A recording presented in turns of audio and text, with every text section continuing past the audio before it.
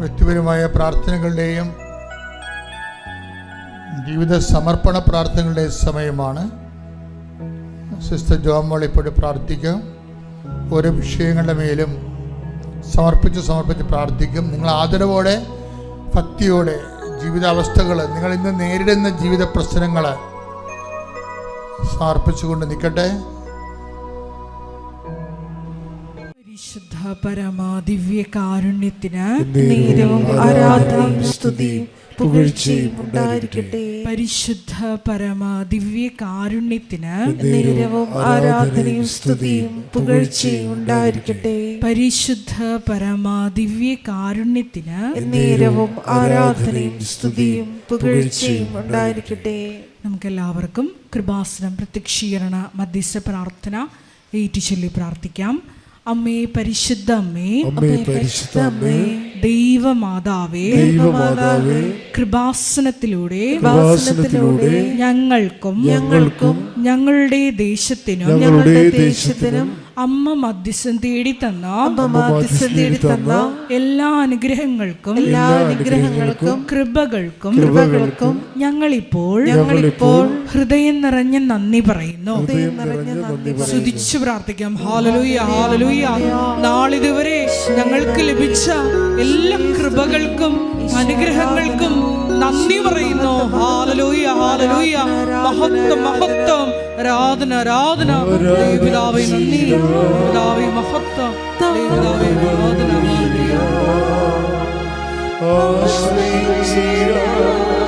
ദിവ്യകാരുണ്യത്തെ ആരാധിച്ചിടാം, താടുവണങ്ങിടാം, ആശ്രയിച്ചിടാം ദിവ്യകാരുണ്യത്തെ. പരിശുദ്ധ പരമാ ദിവ്യ കാരുണ്യത്തിന് നേരവും ആരാധനയും സ്തുതിയും പുകഴ്ചയും ഉണ്ടായിരിക്കട്ടെ. പരിശുദ്ധ പരമാ ദിവ്യ കാരുണ്യത്തിന് നേരവും ആരാധനയും സ്തുതിയും പുകഴ്ചയും ഉണ്ടായിരിക്കട്ടെ. പരിശുദ്ധ പരമാ ദിവ്യ കാരുണ്യത്തിന് നേരവും ആരാധനയും സ്തുതിയും പുകഴ്ചയും ഉണ്ടായിരിക്കട്ടെ. അമ്മേ പരിശുദ്ധ അമ്മേ, അമ്മേ പരിശുദ്ധ അമ്മേ, ദൈവമാതാവേ, 2004 ഡിസംബർ 7-ാം തീയതി ഉച്ച കഴിഞ്ഞ് 2:30 കൃപാസനത്തിൽ സംഭവിച്ച അമ്മയുടെ പ്രത്യക്ഷപ്പെടലിനെ കുറിച്ച് തിരുസഭയ്ക്ക് സമർപ്പിച്ചിരിക്കുന്ന പഠനരേഖകളുടെ മേൽ വസ്തുനിഷ്ഠവും ദൈവശാസ്ത്ര വിധി പ്രകാരമുള്ളതുമായ അന്വേഷണ പഠനങ്ങൾ നടത്തി ആ പ്രത്യക്ഷപ്പെടലിലൂടെ പ്രകടമായ ദൈവമാതാവിന്റെ പ്രത്യേക കരുതലും സംരക്ഷണവും വെളിപ്പെടുത്തുന്ന പീഡിതരുടെ ആശ്വാസവും പ്രവാചകന്മാരുടെ രാജ്ഞിയും വാഗ്ദാനത്തിന്റെ പേടകവും പ്രപഞ്ച പ്രകൃതിയുടെ മാതാവുമായ പരിശുദ്ധ അമ്മയുടെ ഭക്തി തിരുസഭയിൽ കൂടുതൽ പ്രചരിച്ച് ജീവിതത്തിന്റെ ദുരന്ത അവസ്ഥകളിൽ അകപ്പെട്ട് കഴിയുന്ന അനേകായിരം മക്കൾക്ക് ദൈവത്തിന്റെ സാന്നിധ്യവും സന്ധിപ്പും കൂടുതൽ അനുഭവിക്കുക വഴി ആത്മീയ വിശുദ്ധിയും ദൈവശക്തിയും കൈവരിക്കുവാൻ ഞങ്ങളുടെ കുടുംബങ്ങളെ ഇടയാക്കണമേ. സ്തുതിച്ചു പ്രാർത്ഥിക്കാം. Hallelujah, hallelujah, hallelujah.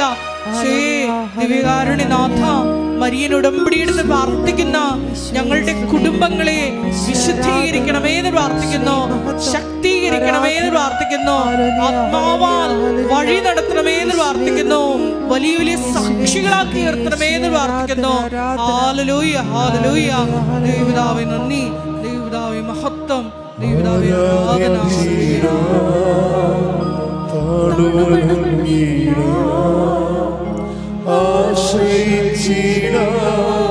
ദിവ്യകാരുണ്യത്തെ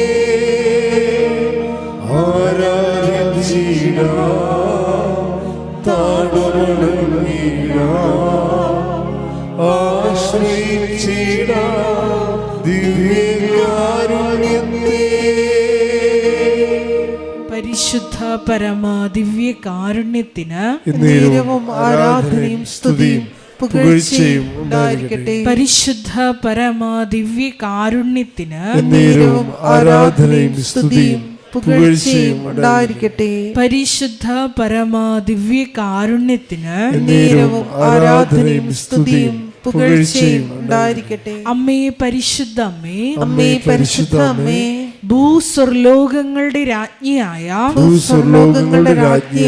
അങ്ങേയ്ക്ക് ഭൗമ സംരക്ഷണത്തിനായി പ്രപഞ്ച പ്രകൃതിയെ തന്നെ തിരുസഭ പ്രതിഷ്ഠിക്കുവാൻ ഈ പ്രത്യക്ഷീകരണം വഴി ഇടയാക്കണമേ. പരിശുദ്ധ അമ്മേ, ജപമാല മാതാവേ, സകല കൃപാസനം പ്രാർത്ഥനകളോടും ചേർത്ത് ഞങ്ങളിപ്പോൾ പ്രാർത്ഥിക്കുന്ന ഈ സമൂഹത്തിന്റെ പ്രത്യേക നിയോഗങ്ങളും മൗനമായിട്ട് നമ്മുടെ വ്യക്തിപരമായ പ്രാർത്ഥനാ വിഷയങ്ങളും സമാനമായിട്ടുള്ള ജീവിത ദുരിതങ്ങളിലൂടെ കടന്നു പോകുന്ന മക്കളെയും കൃപാസനത്തിൽ ജീവനോടെ പ്രത്യക്ഷയായ ദൈവമാതാവിൻ്റെ മധ്യസ്ഥയിൽ ദിവ്യകാരുണ്യ സന്നിധിയിൽ സമർപ്പിച്ച് നമുക്കൊരു നിമിഷം പ്രാർത്ഥിക്കാം.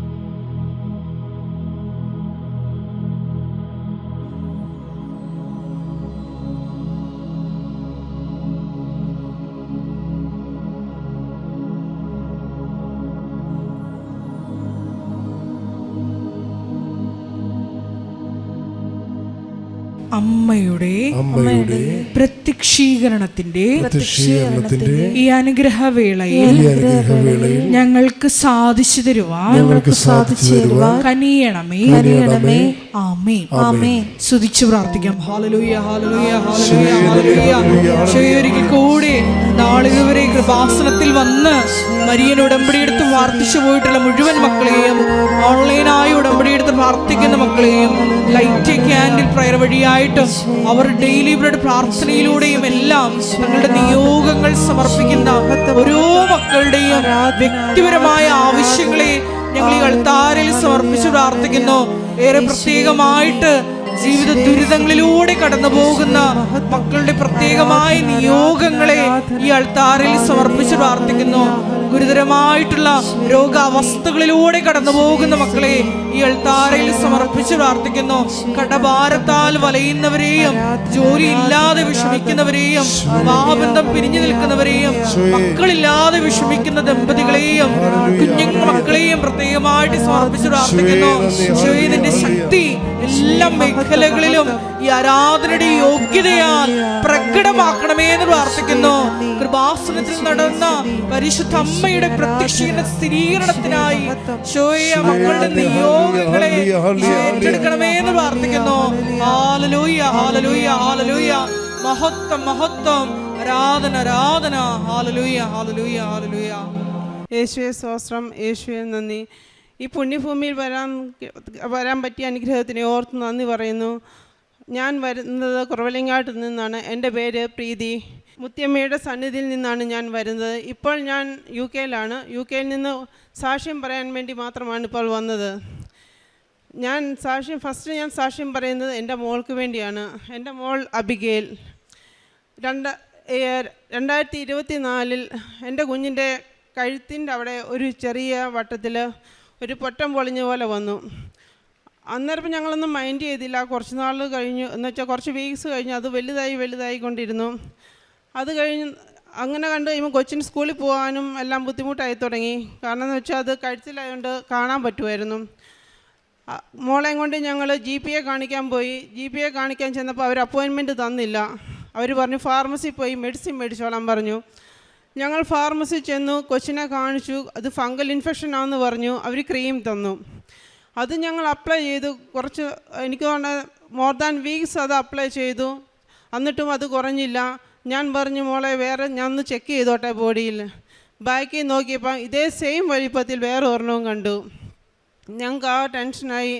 ഞങ്ങൾ വീണ്ടും GPയുടെ അടുത്ത് ചെന്നു. ഞങ്ങൾക്ക് അപ്പോയിൻമെൻറ്റ് തന്നില്ല. അതിൻ്റെ ഫലമായി ഞങ്ങൾ പ്രൈവറ്റിൽ പോയി കാണിച്ചു. വെരി കോസ്റ്റ്ലി ആണ്. 25,000 രൂപയോളം വരും ഒരു അപ്പോയിൻമെൻറ്റിന്. ആ അപ്പോയിൻമെൻ്റ് എടുത്ത് ഞാൻ കുഞ്ഞിനെ കാണിക്കാൻ ശ്രമിച്ചു. പക്ഷെ ഞങ്ങൾക്ക് അപ്പോയിൻമെൻറ്റ് കിട്ടിയില്ല. ആ സമയം അവർ പറഞ്ഞു 2 മാസത്തോളം വെയിറ്റ് ചെയ്യണമെന്ന്. അത്ര നാളും ഞങ്ങൾക്ക് വെയിറ്റ് ചെയ്യാൻ ഞങ്ങൾ തയ്യാറല്ലായിരുന്നു. ഞങ്ങൾ പലയിടത്തും അന്വേഷിച്ചു. അവസാനം ആരോഗ്യ ക്യാൻസൽ ചെയ്ത അപ്പോയിൻമെൻറ്റ് കിട്ടി. ആ സമയത്ത് അതിന് മുന്നേ കുഞ്ഞിനെ നാട്ടിൽ നിന്ന് ഞാൻ ഓൺലൈനിൽ കാണിച്ചായിരുന്നു. അതിനിപ്പോൾ ഒരു ക്രീം തന്നു. ആ ക്രീം അപ്ലൈ ചെയ്തപ്പോൾ അത് കുറഞ്ഞു. അത് കഴിഞ്ഞ് കഴിഞ്ഞിട്ട് 2 മാസത്തോളം ഒരു കുഴപ്പമില്ല. ഞാൻ പറഞ്ഞു മോളെ ഞാൻ വീണ്ടും ഒന്ന് ബോഡി ചെക്ക് ചെയ്തോട്ടെ. ചെക്ക് ചെയ്ത് നോക്കിയപ്പോൾ എനിക്ക് പറയാൻ പറ്റത്തില്ല. ഒരു അമ്മ എന്ന നിലയ്ക്ക് സഹിക്കാൻ പറ്റാത്ത കാര്യം ഞാൻ കാണുന്നത്. എൻ്റെ വിരൽ കുത്താൻ സ്പേസ് ഇല്ല. അതുപോലെ സ്കിന്ന് ഫുള്ളായി. അവർ ഫംഗൽ ഇൻഫെക്ഷൻ ആണെന്ന് പറഞ്ഞ്. എനിക്കത് കണ്ടിട്ട് ഫംഗൽ ഇൻഫെക്ഷൻ ആണെന്ന് തോന്നിയില്ല. ഞാൻ സഡൻ അപ്പോയിൻമെൻ്റ് എടുത്തു. പ്രൈവറ്റായിട്ട് കൊണ്ട് കാണിച്ചു. അവർ ഡയഗ്നോസിസ് ചെയ്തു കൊച്ചിന് സോറിയാസിസ് ആണ്. ഞങ്ങൾക്കത് ഞങ്ങൾ ആ നിമിഷം ഞങ്ങൾ തകർന്നു പോയി. എന്താ ചെയ്യേണ്ടതെന്ന് ഞങ്ങൾക്ക് അറിയാൻ പറ്റത്തില്ല. കൊച്ചിൻ്റെ തല നിറയെ താരനായി. അത് സോറിയാസിസ് ആയിരുന്നു. ഞങ്ങളത് റിമൂവ് ചെയ്യാൻ നോക്കുമ്പോൾ ഫുള്ള് ബ്ലഡാണ് വന്നുകൊണ്ടിരുന്നേ. വളരെ വളരെ ദയനീയ അവസ്ഥയിലായി. ഞങ്ങൾക്ക് എന്താ ചെയ്യേണ്ടതെന്ന് അറിയത്തില്ല. ഡോക്ടർ ഞങ്ങളെ ഇരുത്തി ഈ കുഞ്ഞിൻ്റെ ലൈഫ് മുഴുവൻ ഞാനിത് സഫർ ചെയ്യണം. കുഞ്ഞത് സഫർ ചെയ്തേ പറ്റൂ. ഇതിന് വേറെ എന്ത് ട്രീറ്റ്മെൻറ്റ് ചെയ്താലും ഓൺ ആൻഡ് ഓഫ് വന്നും പോയും തന്നെ ഇരിക്കും. ഇതെല്ലാം കേട്ട് ഞങ്ങൾ എന്ത് ചെയ്യണമെന്ന് അറിയത്തില്ല. ഞങ്ങൾക്ക് ജീവിതം അടുത്തൊരവസ്ഥയിലായി. മുന്നോട്ട് ജീവിക്കാൻ എനിക്ക് ഒട്ടും താല്പര്യമില്ലാതായി. ഞാൻ പല പ്രാവശ്യം എൻ്റെ ഹസ്ബൻഡിനോട് പറഞ്ഞു നമുക്ക് മരിച്ചാലോ, ഈ കുഞ്ഞിനിങ്ങനെ കാണാൻ എനിക്ക് പറ്റില്ല. എൻ്റെ ലൈഫിൽ എനിക്കങ്ങനെ ജീവിക്കാനും പറ്റത്തില്ല. ഞാനത് അങ്ങനെയെല്ലാം ഞാൻ പ്രാർത്ഥിച്ച ദൈവങ്ങളെയൊക്കെ ഞാൻ പ്രാർത്ഥിക്കാതായി. അവരെ വെറുത്തു തുടങ്ങി. ഞാൻ ദൈവത്തിൻ്റെ മുഖത്തോട് നോക്കാതെയായി. കാരണം ഒത്തിരി പ്രാർത്ഥിച്ചില്ലേ പോലും ഞാൻ എന്നും കർത്താവിന് പ്രാർത്ഥിക്കാൻ, കർത്താവേ മാറാവ്യാധിയും തീരാ ദുഃഖവും ഒരിക്കലും തരരുതേ എന്ന്. പക്ഷേ എനിക്കത് തോന്നു. ഞാൻ എന്നിട്ട് കർത്താവിനെല്ലാം നിരസിച്ചു. ഞാൻ പ്രാർത്ഥിക്കത്തില്ല, ഞാൻ മുഖത്ത് നോക്കത്തില്ല, രൂപ കൂട്ടി നോക്കത്തില്ലായിരുന്നു.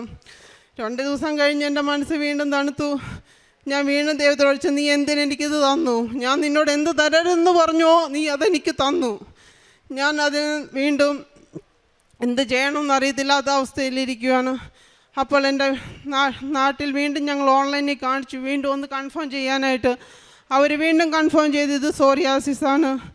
ഞാൻ കുഞ്ഞിനെ നാട്ടിൽ കയറ്റി വിട്ടു. എനിക്ക് വേറെ ഓപ്ഷൻ ഇല്ലായിരുന്നു. കുഞ്ഞ് തന്നെ നാട്ടിൽ പോയി. അവളെ കൊണ്ട് കാണിച്ച ഡോക്ടറും ഇത് തന്നെ പറഞ്ഞു. കുഞ്ഞിൻ്റെ മുന്നോട്ടുള്ള ലൈഫിനെ പറ്റിയെല്ലാം ഞങ്ങളോട് പറഞ്ഞു തന്നു. ഞങ്ങൾക്ക് ആർക്കും അത് ഉൾക്കൊള്ളാൻ പറ്റുന്നതിൻ്റെ അപ്പുറമായിരുന്നു. ഇതിന് ലാസ്റ്റ് ഞാൻ പറഞ്ഞു, ഇങ്ങനെയാണെന്നുണ്ടെങ്കിൽ ഞാൻ ഈ ഭൂമിയിൽ ജീവിക്കത്തില്ല, എനിക്കിത് കണ്ടുകൊണ്ട് ജീവിക്കാൻ പറ്റത്തില്ല. അത് കഴിഞ്ഞിട്ടും ഡോക്ടർ പറഞ്ഞു, ഒരു 12 ദിവസം നിങ്ങളൊരു മെഡിസിൻ അപ്ലൈ ചെയ്യരുത്, ഞങ്ങൾക്ക് ടെസ്റ്റ് ചെയ്യണം, ബയോപ്സി സെൻഡ് ചെയ്യണമെന്ന് പറഞ്ഞു. അതിനുവേണ്ടി ഞങ്ങൾ വെയിറ്റ് ചെയ്തു. ആ വെയിറ്റ് ചെയ്യുന്ന സമയത്ത് എൻ്റെ മമ്മി ഇവിടെ ഓൺലൈനല്ല, എൻ്റെ മമ്മി ഇവിടെ വന്ന് ഉടമ്പടി എടുത്തിട്ടുണ്ടായിരുന്നു. മമ്മിയുടെ തൈലം ഉണ്ടായിരുന്നു, തേനുണ്ടായിരുന്നു, ഉപ്പുണ്ടായിരുന്നു. എൻ്റെ അമ്മ പ്രാർത്ഥിച്ചു. ഞാൻ കുഞ്ഞ് നാട്ടിൽ ചെന്നപ്പോൾ തൊട്ട് അത് അപ്ലൈ ചെയ്ത് തുടങ്ങി. ഇത് തേൻ കൊടുത്തു തുടങ്ങി, ഉപ്പ് കൊടുത്തു തുടങ്ങി. ഞങ്ങളോട് എൻ്റെ കൊച്ചിന് സ്കൂളിൽ ഡയഗ്നോസിസ് പ്രൂവ് ചെയ്യണമായിരുന്നു, ഇല്ലാങ്കിൽ ഞങ്ങൾക്ക് ഫൈൻ അടിക്കണം. എന്നിട്ട് ഞങ്ങൾക്ക് അവർ ഡയഗ്നോസിസ് തന്നു, കൊച്ചിന് സോറിയാസിസ് ആണ്. ഞങ്ങൾ സ്കൂളിൽ കൊടുക്കുകയും ചെയ്തു. അത് കഴിഞ്ഞ് 12ാമത്തെ ദിവസമായി ഞങ്ങൾ വീണ്ടും ഹോസ്പിറ്റലിൽ ചെന്നു. കാണിച്ചു. അവർക്കൊന്നും കാണാൻ പറ്റിയില്ല. അതെല്ലാം ഉണങ്ങി തുടങ്ങിയിരുന്നു. ജസ്റ്റ് പാടുകൾ മാത്രമേ ഉണ്ടായിരുന്നുള്ളൂ. അവർ നിറയെ മെഡിസിൻ തന്നു. ഞങ്ങൾ എക്സ്ട്രാ മെഡിസിൻ മേടിച്ചു, കാരണം എപ്പോഴും വന്നു പോകാൻ നടക്കത്തില്ല. ഒരു പെട്ടി നിറയും കുഞ്ഞിന് 1 വർഷത്തിന് മേലുള്ള മെഡിസിനുമായിട്ടാണ് എൻ്റെ കുഞ്ഞ് തിരിച്ച് തന്നെ കയറി വരുന്നത്. അവിടെ നിന്ന് വന്നു. ഞാൻ ആ മെഡിസിൻ തൊടാൻ പോയില്ല, ഒന്നും അപ്ലൈ ചെയ്തില്ല. ഞാൻ ഇതിൻ്റെ ഇടയ്ക്ക് ആ സമയത്ത് കുഞ്ഞ് ഹോസ്പിറ്റലിൽ പോയ സമയത്ത് ഓൺലൈനിൽ ഉടമ്പടി എടുത്തു. കൃപാസനത്തിൽ എനിക്ക് ഇതിൽ നിന്ന് എനിക്ക് സത്യം പറഞ്ഞാൽ യാതൊരു വിശ്വാസവും ഇല്ലായിരുന്നു. വിശ്വാസമില്ലാന്ന് എനിക്ക് മാതാവിൽ വിശ്വാസമുണ്ട്. ഒന്നാമത്തെ കാര്യം, എന്നെ കെട്ടിച്ചു വിട്ടത് മാർത്തോമയിലാണ്. കത്തോലിക്കയിൽ നിന്ന് മാർത്തോമയിലിട്ട് പോയി. രണ്ടാമത്തെ കാര്യം, എനിക്ക് പ്രാർത്ഥിക്കും. പക്ഷേ ഞാൻ കൊറലങ്ങാട് മുത്തിയമ്മയുടെ അടുത്താണ് മാതാവ് ആദ്യമായിട്ട് ലോകത്ത് പ്രത്യക്ഷപ്പെട്ട സ്ഥലമാണ്. 1. 2, ഞാൻ ജോലി ചെയ്യുന്ന UK-ലും അവിടെയും മാതാവ് പ്രത്യക്ഷപ്പെടുത്ത പള്ളിയിൽ ഞങ്ങൾ പോകുന്നുണ്ട്. ആ മാതാവുമുണ്ട്, കൊറലങ്ങാട്ട മാതാവുണ്ട്, ഇവിടുത്തെ മാതാവുണ്ട്. ഈ മാതാവെല്ലാം എനിക്ക് കൂട്ടുണ്ടായിട്ടും എനിക്ക് വന്നല്ലോ എന്ന രീതിയിൽ. പക്ഷേ ഞാൻ എൻ്റെ ഉടമ്പടി വീണ്ടും ഞാൻ പ്രാർത്ഥിക്കാൻ തുടങ്ങി. ഞാൻ ഉടമ്പടി എടുത്തു. എൻ്റെ ഫസ്റ്റ് നിയോഗം എൻ്റെ കുഞ്ഞിന് വേണ്ടിയായിരുന്നു. എനിവേ ഞാൻ പ്രാർത്ഥിച്ചിട്ട് 1 ആഴ്ച കഴിഞ്ഞ് ഇനിയിപ്പം കുഞ്ഞ് തിരികെ കയറി വന്നു. ഞാൻ പിന്നെ ഒന്നും അപ്ലൈ ചെയ്തില്ല, ഒന്നും ചെയ്തില്ല. ഞാൻ പോയപ്പം തല നിറയെ താരനും ഇവിടെ ഫ്രണ്ട് വരെ ഇവിടം വരെ ഇറങ്ങിയായിരുന്നു. അതെല്ലാം ഞാൻ തിരികെ വന്നപ്പോഴില്ല. ദേഹത്തെ എല്ലാം ഉണങ്ങി തുടങ്ങി. അന്ന് തൊട്ട് ഇന്ന് വരെ നിയർലി 1 ഇയർ ആവുക. ഇന്ന് വരെ എൻ്റെ കുഞ്ഞിന് ഒരു കുഴപ്പമില്ല, ഒന്നുമില്ല. കംപ്ലീറ്റ്ലി നോർമൽ സ്കിന്നാണ് എൻ്റെ മോൾക്കിപ്പം. അതുപോലെ തന്നെ രണ്ടാമത്തെ സാക്ഷി എന്ന് പറയാൻ, എനിക്ക് വേണ്ടി തന്നെയാണ്. ഞാൻ അവിടെ ഒരു കെയറായിട്ടാണ് വർക്ക് ചെയ്തുകൊണ്ടിരുന്നത്. എൻ്റെ വിസ തീരാറായി. ഞാനൊരു നേഴ്സാണ്. ഞാൻ CBT OSCE എഴുതി. അതും എൻ്റെ അമ്മ പ്രാർത്ഥിച്ചതിൻ്റെ ഫലമായി ഞാൻ പാസ്സായി. എനിക്ക് ആ സമയത്താണ് എൻ്റെ വിസ തീരുന്നു, കുഞ്ഞിന് വയ്യാണ്ടായത്. ഞാൻ ഫസ്റ്റ് പ്രയോറിറ്റി എൻ്റെ കുഞ്ഞിന് തന്നെ കൊടുത്തു. ഞാനൊന്നും ഇൻ്റർവ്യൂവിന് വേണ്ടി ചെയ്തില്ല. അതുകൊണ്ട് നമ്മൾ നിസ്സാരമായി ഞാൻ ഇൻ്റർവ്യൂവിന് സെൻഡ് ചെയ്തതല്ല, അവർ റിജക്റ്റ് ആക്കി വിട്ടു. ഈ കുഞ്ഞ് വന്നു കഴിഞ്ഞിട്ടാണ് കുഞ്ഞിൻ്റെ ഏകദേശം കഴിഞ്ഞപ്പോഴാണ് ഞാനത് അപ്ലൈ ചെയ്യാൻ തുടങ്ങിയത്. അപ്ലൈ ചെയ്ത് എനിക്ക് ഇൻ്റർവ്യൂ വന്നു. അത് ഒരു 2:30-ക്കായിരുന്നു എൻ്റെ ഇൻ്റർവ്യൂവിന് എനിക്ക് ടൈം കിട്ടിയത്. അതിന് മുന്നേ 2 മണിക്കൊരു ഇൻ്റർവ്യൂ ഉണ്ട്, 2:30-ക്കുണ്ട്. ഞാൻ 2:30-ക്ക് അറ്റൻഡ് ചെയ്ത ഇൻ്റർവ്യൂ ഞാൻ പാസ്സായി. അത് വലിയൊരു അനുഗ്രഹമായിരുന്നു. ഞാൻ ഉപ്പെല്ലാം ഇട്ട്, മമ്മി എനിക്ക് ഉപ്പ് തന്നിട്ടുണ്ടായിരുന്നു. ഞാൻ ഉപ്പെല്ലാം ഇട്ട് പ്രാർത്ഥിച്ചു. ഞാൻ ഉടമ്പടി എടുത്തുകൊണ്ട് ഞാൻ ഉടമ്പടി പ്രാർത്ഥനയൊക്കെ ചൊല്ലി ഞാൻ ഇൻ്റർവ്യൂ അറ്റൻഡ് ചെയ്തു. അന്ന് തന്നെ അവരെന്നെ വിളിച്ച് പറഞ്ഞു ഞാൻ പാസ്സായി. അതിൻ്റെ അകത്ത് ഏറ്റവും വലിയൊരു കാര്യം, ഞാൻ വർഷങ്ങളായി ജോലി ചെയ്യാതിരിക്കുന്ന ഒരാളാണ്. അതിനേക്കാളുപരി ആ ഇൻ്റർവ്യൂവിന് അപ്ലൈ ചെയ്ത് 75 പേരാണ്. അതിൽ HR എടുത്തത് 35 പേരെ. ഞങ്ങൾ വാർഡ് മാനേജർ എടുത്ത് സെലക്ട് ചെയ്ത് 15 പേരെ. അതിൽ 3 പേരെ പാസ്സായുള്ളൂ. അതിലൊരാൾ ഞാനാണ്. എൻ്റെ കഴിവുകൊണ്ടൊന്നുമല്ല ഞാൻ ഒരിക്കലും പാസ്സായത്. ഞാനൊരു ബിലോ ആവറേജ് എന്ന് പറയാൻ അങ്ങനത്തെ ഒരു സ്റ്റുഡൻ്റായിരുന്നു പഠിച്ചുകൊണ്ടിരുന്ന കാലത്ത്. പിന്നെ ഞാൻ വർഷങ്ങളായിട്ട് ജോലി ചെയ്തില്ല. എൻ്റെ ദൈവം എന്നെ ഉയർത്തി. അമ്മ മാതാവ് എന്നെ ഒരുപാട് സഹായിച്ചു. അതുപോലെ തന്നെ വേറെ എന്ന് വെച്ചാൽ എൻ്റെ അനിയൻ്റെ കൊച്ചിന് അവൻ സംസാരിക്കാറില്ലായിരുന്നു. അത് കിട്ടി. അത് മോനില്ലാത്തതുകൊണ്ട് എനിക്ക് പറയാൻ പറ്റത്തില്ല. പിന്നെ എനിക്ക് തിരിയിലൂടെ മാതാവിൻ്റെ രൂപം തെളിഞ്ഞു വന്നു. പിന്നെ ഞാൻ ആ മോനെയും കൊണ്ട് എടുത്ത് ഇവിടെ നിൽക്കുന്ന മാതാവ് എൻ്റെ കയ്യിൽ നിൽക്കുന്ന അങ്ങനെ സ്വപ്നം കണ്ടു. അച്ഛൻ എന്നെ തലയെ പിടിച്ച് അനുഗ്രഹിക്കുന്നു കുഞ്ഞിനെ. അങ്ങനെ അമ്മ മാതാവ് എന്നെ ഒരുപാട് സഹായിച്ചു. അത് തന്നെയല്ല, ഞാൻ ഡേറ്റ് ഇട്ട് വേണ്ടിയാണ് ഇൻ്റർവ്യൂ പാസ്സായിട്ടും അതിൻ്റെ പ്രോസസ്സിങ്ങിന് വേണ്ടി പ്രാർത്ഥിച്ചത്. സ്റ്റെപ്പ് ബൈ സ്റ്റെപ്പ് ഞാൻ എന്ത് ഡേറ്റ് ഇട്ട് പ്രാർത്ഥിച്ചോ അതെല്ലാം ആ ഡേറ്റിൽ തന്നെ സംഭവിച്ചു. ഞാൻ പ്രതീക്ഷിക്കുന്നതിന് വളരെ ഭംഗിയായി ഞാൻ ഡ്യൂട്ടിക്ക് കയറി. ഞാൻ ഡ്യൂട്ടിക്ക് ഓരോ ദിവസം പോകുമ്പോൾ വളരെയേറെ ടെൻഷനോടെയാണ് പോയത്. എങ്കിൽ പോലും ഓരോ ദിവസം വളരെ ഭംഗിയായിട്ട് ഡ്യൂട്ടി കഴിഞ്ഞിട്ട് തിരിച്ചു വരാൻ എനിക്ക് സഹായിച്ചു. ഇതിനെല്ലാം എൻ്റെ അമ്മ മാതാവാണ് എന്നെ സഹായിച്ചത്. അതുപോലെ അന്ന് തൊട്ട് ഞാൻ ഉടമ്പടി എടുത്ത് തൊട്ട് അന്ന് തൊട്ട് ഇന്ന് വരെ എൻ്റെ കാര്യങ്ങൾ ഞാൻ പോലും അറിയാതെയാണ് നടക്കുന്നത്. അത്രയും ഭംഗിയായിട്ട് എൻ്റെ അമ്മ മാതാവ് യേശുവപ്പനും എനിക്ക് എല്ലാ കാര്യങ്ങളും നടത്തി തന്നു. യേശുവെ സ്തോത്രം, യേശുവെ നന്ദി. പ്രേക്ഷിത പ്രവർത്തനം ഞാൻ ചെയ്യുന്ന എല്ലാ മാസവും ഒരു തുക ഒന്നെങ്കിൽ രോഗികൾക്ക് അല്ലെങ്കിൽ എന്തെങ്കിലും സാമ്പത്തിക പ്രയാസമുള്ളവർക്ക് കൊടുക്കും, ഇല്ലെങ്കിൽ സാധനങ്ങളായി മേടിച്ചു കൊടുക്കും. ഇവിടെ കൃപാസനത്തിൽ വരാനായിട്ട് പൈസ കൊടുക്കാറുണ്ട്. അതുപോലെ അതിന് മുന്നേ ഞാൻ ചെയ്യാറുണ്ടായിരുന്നു. ഈ പിള്ളേരുടെ ബർത്ത്ഡേ ഒന്നും ഞങ്ങൾ ആഘോഷിക്കാറില്ല. ഇതൊക്കെ ഏതെങ്കിലും ചാരിറ്റിയിലോട്ടാണ് ഞങ്ങൾ കൊടുക്കാറ്. അതല്ലാതെ ആവശ്യങ്ങൾ വരുന്നവർക്കും അന്നും കൊടുക്കാറുണ്ട്. ഇപ്പോൾ അതിൽ കൂടുതൽ കൊടുക്കാറുണ്ട്.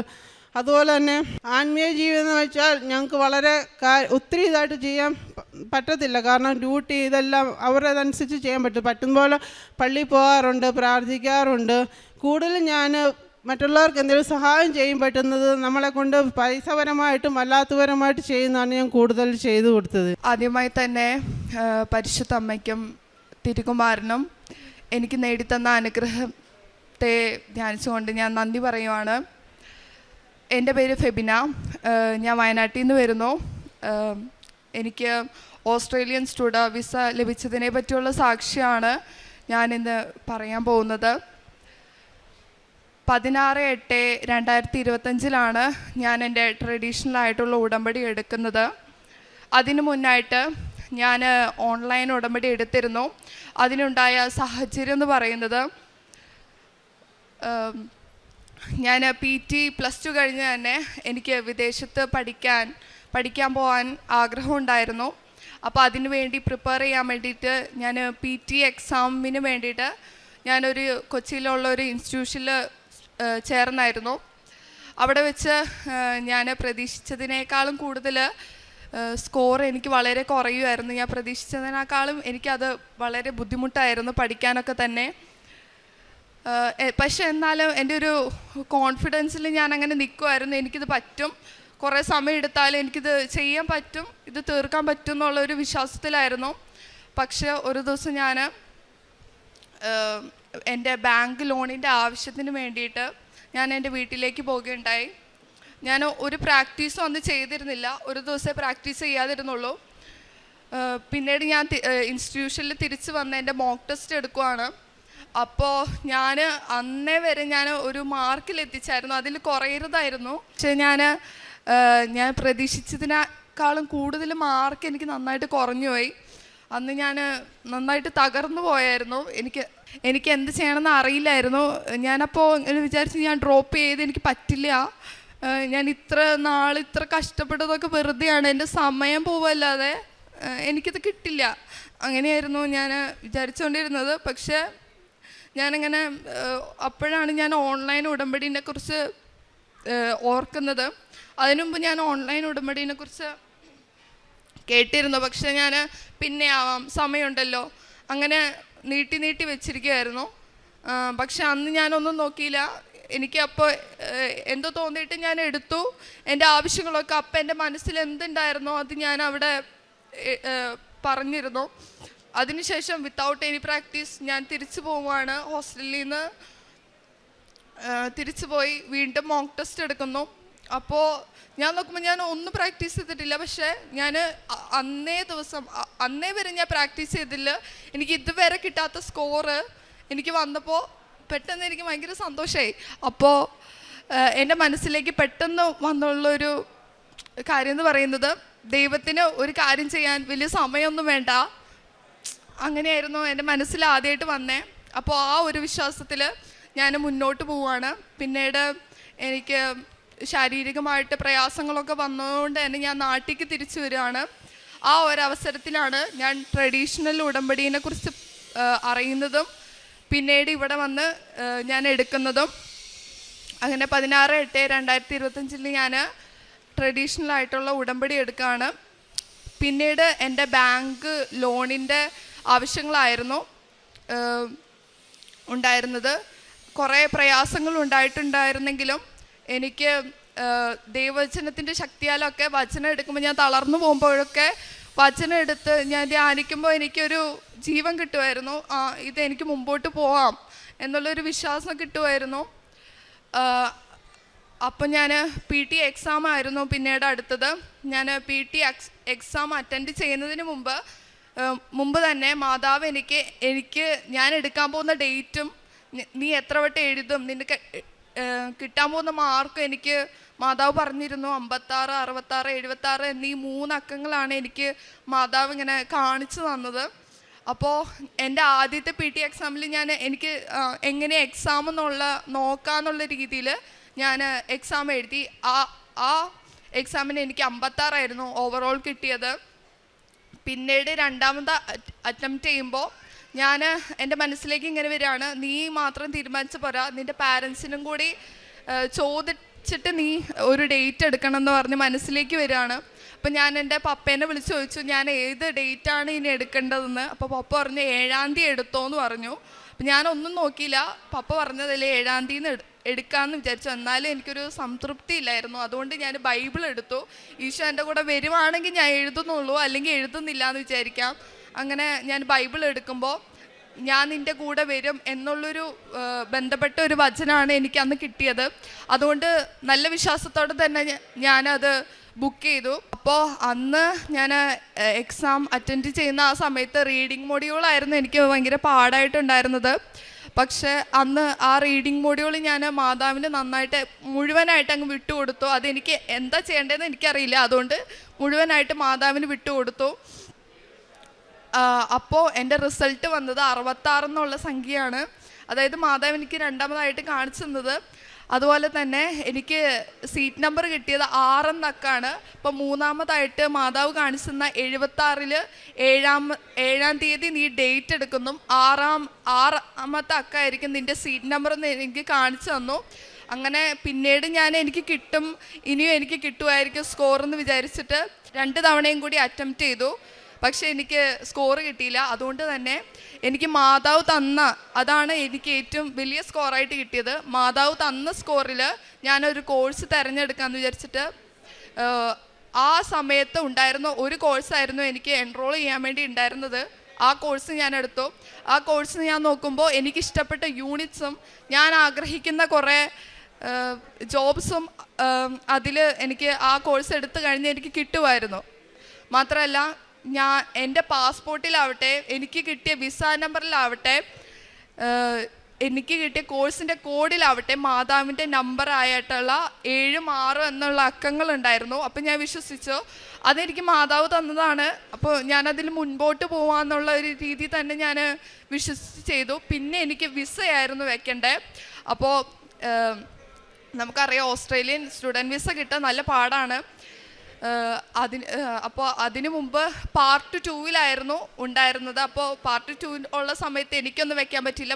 പക്ഷേ എൻ്റെ ഫ്രണ്ട്സ് എല്ലാം പാർട്ട് 2-ലാണ് വെച്ചത്. പക്ഷെ അവർക്ക് വിസ വരാൻ വേണ്ടി 1.5 മാസമാണ് എടുത്തത്. പക്ഷേ ഓസ്ട്രേലിയൻ ഗവൺമെൻറ് ഇപ്പോൾ പാർട്ട് 3-ലേക്ക് ആക്കിയോണ്ട് നല്ല പാടാണ്, വിസയ്ക്ക് നല്ല ലാഗ് എടുക്കും. അപ്പോൾ എല്ലാവരും പറഞ്ഞു ഒന്നെങ്കിൽ റിജക്ഷൻ അല്ലെങ്കിൽ ഡിഫർ ചെയ്യും, അടുത്ത ബാച്ചിലേക്ക് കയറാം, അങ്ങനെയായിരുന്നു. പക്ഷേ ഞാൻ ഉടമ്പടിയിൽ വെച്ചിരിക്കുന്നത് എനിക്ക് ഫെബ്രുവരി ഇൻടേക്കിന് പോകണം എന്നാണ് ഞാൻ വെച്ചിരുന്നത്. അപ്പോൾ എല്ലാവരും പറഞ്ഞു ഒന്നെങ്കിൽ ഡിഫർ അങ്ങനെ പ്രതീക്ഷിച്ചാൽ മതി, അല്ലെങ്കിൽ റിജക്ഷൻ പ്രതീക്ഷിച്ചാൽ മതി, കിട്ടുന്നുള്ള രീതിയിൽ അങ്ങനെ നിൽക്കണ്ട എന്നുള്ള രീതിയിലാണ് എല്ലാവരും സംസാരിച്ചത്. ഞാനും ഇതൊക്കെ കേട്ടപ്പോൾ കുറേ ഡള്ളായിരുന്നെങ്കിലും പിന്നെ ഞാൻ അതൊന്നും ആലോചിച്ചില്ല. ഞാൻ വിസയൊക്കെ മാതാവിന് വിട്ടുകൊടുത്ത കാര്യമാണ്, അത് ഞാൻ ആലോചിക്കേണ്ട ആവശ്യമില്ല എന്നുള്ളൊരു രീതി തന്നെ ഞാൻ നിന്നു. ഞാൻ ഫെബ്രുവരി 13-ന് അങ്ങനെ എൻ്റെ വിസ സബ്മിറ്റ് ചെയ്തു. ഫെബ്രുവരി 14-ന് എൻ്റെ വിസ അപ്രൂവ് ആയിട്ട് വന്നു. അങ്ങനെ 19-ാം തീയതി ഞാൻ പോവുകയാണ്. ബാംഗ്ലൂരിൽ വെച്ചാണ് ഞാൻ പോകുന്നത്. അപ്പോൾ എനിക്ക് തന്ന എല്ലാ അനുഗ്രഹങ്ങൾക്കും ഈശോയ്ക്കും മാതാവിനും ഒരുപാട് നന്ദി പറഞ്ഞുകൊണ്ട് എൻ്റെ സാക്ഷി ഞാനിവിടെ അവസാനിപ്പിക്കുകയാണ്. ഈശോയെ നന്ദി. ഈശോ. അതുപോലെ ഞാൻ ചെയ്ത കാരുണ്യപ്രവർത്തികൾ എന്ന് പറയുന്നത് ഹോസ്പിറ്റലിൽ പോയിട്ട് ഫുഡ് കൊടുക്കുന്ന ഒരു സർവീസ് ഉണ്ട്, അവിടെ പോയി ഹെൽപ്പ് ചെയ്യാറുണ്ട്. പിന്നെ ഞങ്ങൾ അവിടുത്തെ പേഷ്യൻസിനെ കാണാറുണ്ട്. അന്ന് ഞാൻ അറിയുമ്പോൾ ആ പേഷ്യൻസ് എത്രയധികം ബുദ്ധിമുട്ടുന്നുണ്ട്, എൻ്റെ ചുറ്റുമുള്ളവർ എത്രയധികം വേദനിക്കുന്നുണ്ടെന്ന് അതുവരെ മറ്റുള്ളവരെ കുറിച്ച് ഞാൻ ഒന്നും ചിന്തിക്കാറില്ലായിരുന്നു. പക്ഷേ ഈ ഉടമ്പടിയിലൂടെ ഞാൻ കാരുണ്യ പ്രവർത്തികൾ ചെയ്യുമ്പോൾ മറ്റുള്ളവരുടെ ഓരോ അവസ്ഥകൾ ഞാൻ അറിയുമായിരുന്നു. പിന്നെ പ്രേക്ഷിത പ്രവർത്തനമായിട്ട് ഞാൻ പത്രങ്ങൾ ഇവിടുന്ന് മേടിച്ച് കൊടുക്കാറുണ്ട്. എല്ലാ മാസത്തെയും എല്ലാ പത്രവും ഞാൻ കൊടുക്കാറുണ്ട്. പിന്നെ 2 ആഴ്ച കൂടുമ്പോൾ ഞാൻ കുമ്പസാരിക്കാറുണ്ട്. ഇതും ഞാൻ ഓസ്ട്രേലിയയിൽ എത്തിയാൽ തന്നെ ഞാൻ എൻ്റെ ഉടമ്പടി ഞാൻ കണ്ടിന്യൂ ചെയ്യും. കുമ്പസാരിക്കാനുള്ളതാണെങ്കിലും ഡെയിലി മാസിനാണെങ്കിലും ഇൻസ്റ്റിറ്റ്യൂഷനിൽ അടുത്ത് തന്നെ ഒരു പള്ളി ഞാൻ നോട്ട് ചെയ്ത് വെച്ചിട്ടുണ്ട്. അപ്പോൾ എനിക്ക് ഇനിയും ഉടമ്പടിയായിട്ട് മുൻപോട്ട് പോകാൻ കഴിയുമെന്ന് ഞാൻ വിശ്വസിക്കുന്നു. അതിന് ദൈവം എന്നെ സഹായിക്കണം എന്ന് ഞാൻ ആത്മാർത്ഥമായിട്ട് പ്രാർത്ഥിക്കുവാണ്. അപ്പോൾ ഈശോ നൽകിയ എല്ലാ അനുഗ്രഹങ്ങൾക്കും നന്ദി പറഞ്ഞുകൊണ്ട് എൻ്റെ സാക്ഷ്യം ഞാൻ അവസാനിപ്പിക്കുവാണ്.